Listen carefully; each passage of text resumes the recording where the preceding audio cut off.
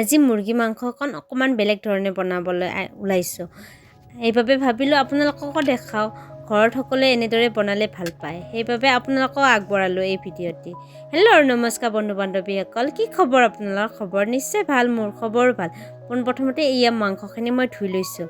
মই অকণমান লৈছোঁ মাংস, তাৰপাছত ইয়াত মই কৰ্ণফ্লাৱাৰ দিছোঁ আৰু সোৱাদ অনুসৰি নিমখ।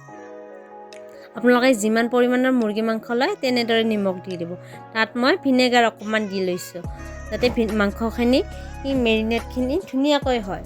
আৰু ইয়াত অকণমান চয়া চচ দিছোঁ। সদায় একেধৰণে মাংস খাই থাকিলে অকণমান বৰ হৈ থকা যায় ন, সেইবাবে কেতিয়াবা অকণমান বেলেগ ধৰণে খোৱা যায়। হেল্ল' নমস্কাৰ বন্ধু বান্ধৱীসকল, কি খবৰ আপোনালোকৰ?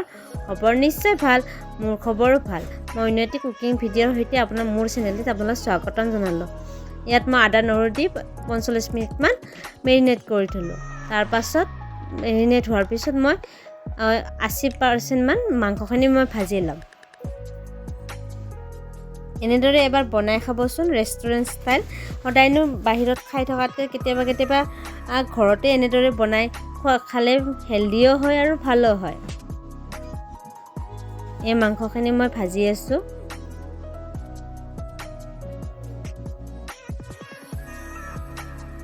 আৰু মোৰ ভিডিঅ'বোৰ কেনেকুৱা পায় আপোনালোকে? যদি ভাল পায় মোক লাইক আৰু ছাবস্ক্ৰাইব কৰি দিব। এয়া মোৰ মাংসখিনি ভজা হৈছে আৰু 80% বইল হৈছে, ভজা হৈছে আৰু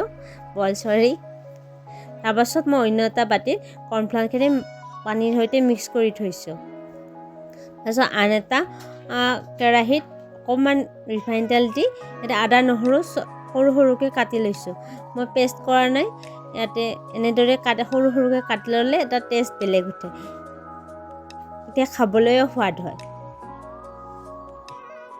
এয়া মই জলকীয়া দিছোঁ, কেঁচা জলকীয়া। আপোনালোকে যিমান জলকীয়া খায় তেনেদৰে দি ল'ব। আৰু পিঁয়াজখিনি মই এনেদৰে ডাঙৰকৈ কাটি লৈছোঁ। ক'বলৈ গ'লে এই ৰেচিপিটো চিলি চিকেনে হয়, কিন্তু অলপ মোৰ ষ্টাইলত বনাইছোঁ চিলি চিকেনখিনি। এই কেপচিকামখিনি মই অকণমান ডাঙৰকৈ কাটি লৈছোঁ। তাত মই এয়া টমেট' চচ,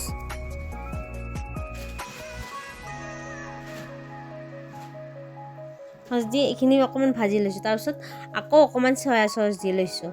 চয়া চচ বেছি নিদিব, চয়া চচটো অলপ হেল্থৰ কাৰণে বেছি ভাল নহয়, তথাপিও অকণমান সোৱাদৰ কাৰণে দি দিব। এতিয়া মই অকণমান চিলি চচ দি দিছোঁ। গোটেইখিনি বস্তু আপোনালোকে ভালদৰে ভাজি ল'ব আৰু সোৱাদ অনুসৰি নিমখ অকণমান দিছোঁ। এতিয়া মই কৰ্ণফ্লাৱাৰ আৰু পানীৰ মিক্সাৰখিনি ইয়াতে দি লৈছোঁ যাতে গ্ৰেভি টাইপৰ হৈ যায়। এতিয়া মই ভজা মুৰ্গী মাংসখিনি ইয়াত দি লৈছোঁ।